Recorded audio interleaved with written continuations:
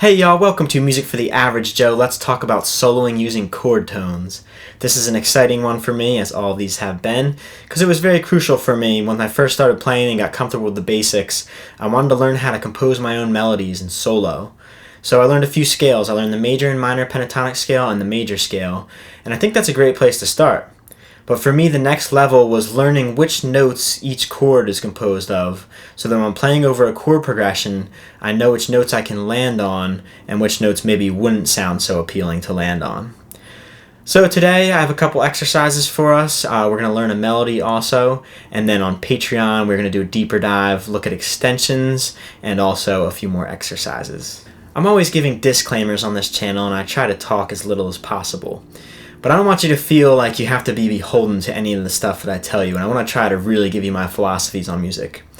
So when it comes to playing chord tones, today we're going to talk about some triads and getting some colors in there, and we're not really going to use the root. Now the root, if you listen to some blues music, say you're playing over an A7 chord, or even maybe an A minor, the root is going to be a really powerful sound.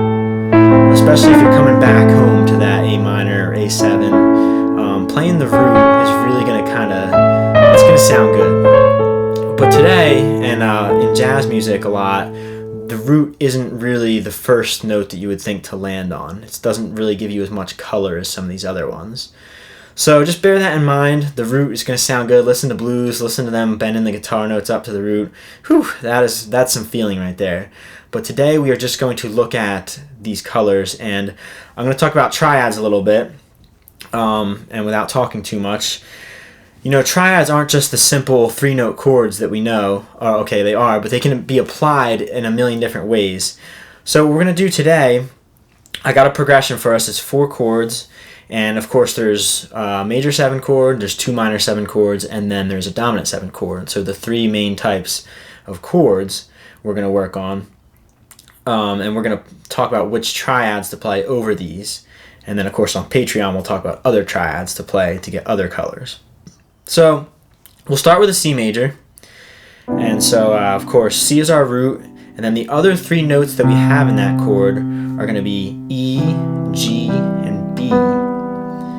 Now, which triad is E, G, and B? You guessed it, E minor. So, if we have those 3 notes over a C major 7 chord, we'll play them up and down the piano keyboard here.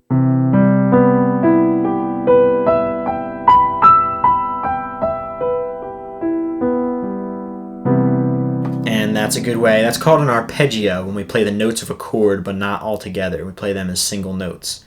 So if we just arpeggiate all these chords, or these triads, then it'll get them under our fingers, and we can start using them in our solos.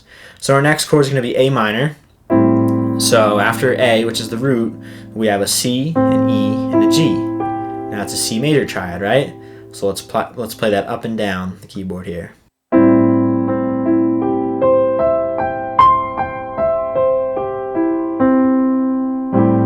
Then, for the sake of this progression we're using, we're going to D minor 7. So D is the root, and then we have F, A, C. We have an F major triad there. Let's play that up and down the keyboard, arpeggiate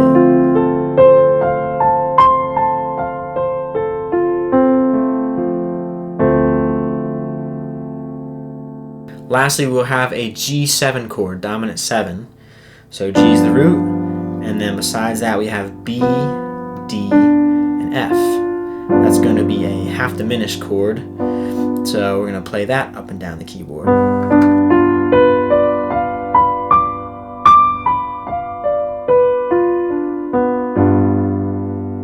And as you can imagine, all those triads can be inverted in 2 other ways. So we can have, either the 5th or the 3rd in the bass, or the root in the bass.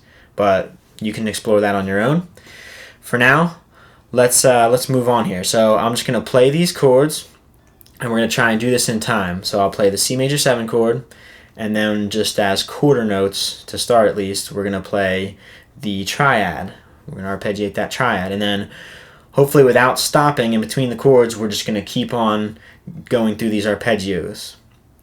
So I'll show you what I mean. and then you can try it on your own.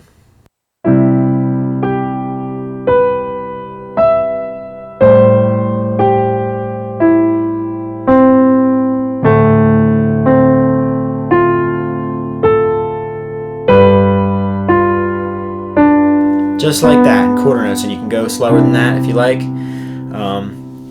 And just remember too, with that exercise, we are trying to not land on the same note twice. So say we're going from the D minor to a G7, there's an F in both those, but we're going to try to, if we hit the F note on the last beat of D minor 7, we're going to try to go to D for the G7 and not hit that same note twice. So that's a great exercise. You can start on any of the notes and you'll always get different ideas, or you can go up or down the keyboard. You can see I was kind of varying that. So now let's go, and we're actually going to write a melody. And this is, we're going to get more into this on the Patreon, but this is really how you kind of want to use this, even though you can certainly arpeggiate the chords as part of your solo. And if you want to listen to the end of the Hotel California solo, it's a great example with the B minor,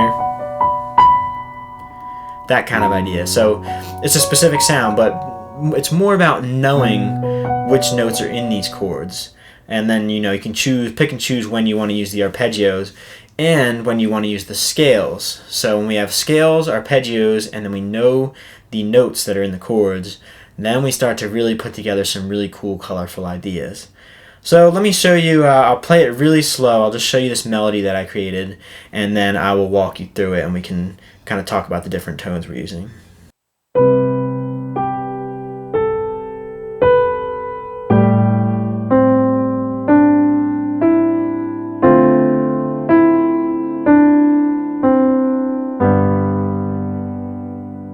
Kept it pretty simple.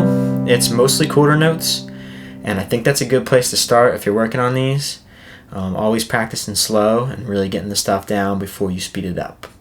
Now on Patreon we might do a melody that has like some eighth notes in there and some varied rhythm, which will start to sound a little nicer and a little less robotic.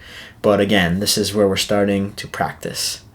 So here is the melody. Alright, so we already know the chords, right? It's C major 7, A minor 7, D minor 7, G7.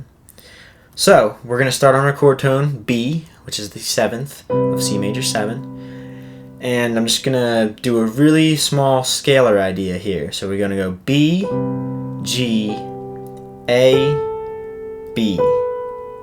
Now for our A minor 7, we're going to land on the 7 of A minor 7, which is G. We're going to go G, down to C, nice little jump. Up to D, part of the scale, not necessarily a chord tone, it's an extension. Then to E,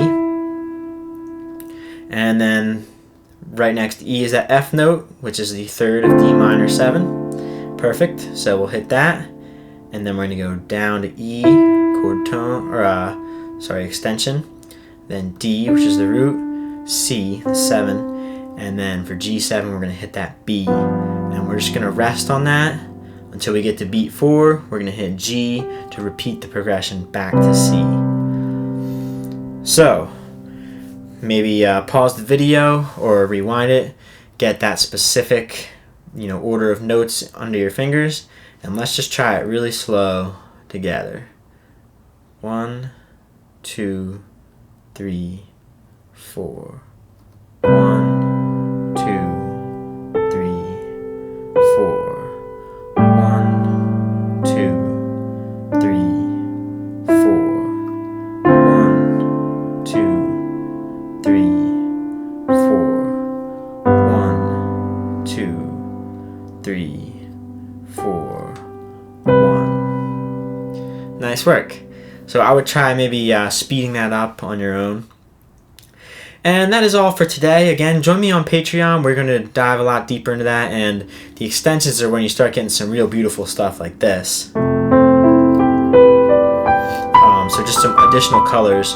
But hopefully what I gave you today is enough. If you transfer that between all the keys and get really comfortable with those triads for those chord types, that is a lot to work on. And then especially if you know your major scale or minor scale or the pentatonics, you can start to blend all that, and it's really a world of possibilities. So hope that helped y'all. Have fun practicing that, and I'll see you next time.